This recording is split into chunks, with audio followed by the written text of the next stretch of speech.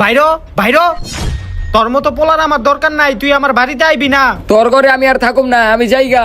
যা তুই, দেহি তোর কোন বাপে তোরে খাওয়ায়। আমার কাছে টাকা আছে, আমি এই টাকা দিয়ে খামু, থাকবো না তোর বাসায়। যা তুই।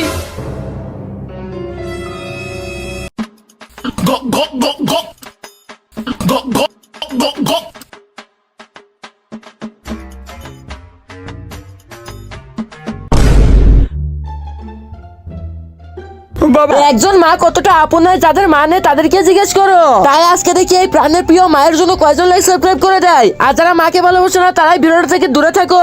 বাবা, এই কেটে কেটে ওট ওট, কি হইছে তোর?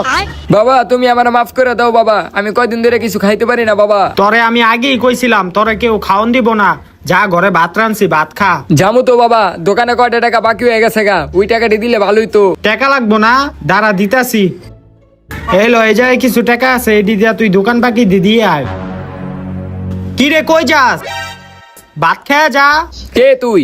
কে? আমি তোর বাপ। আমার বাপ তো আগেই মরে গেছে গা, হালার ঘরে হালা। চাউরা রে টাকা পাওয়ার পর আমারই ভুলে আছে।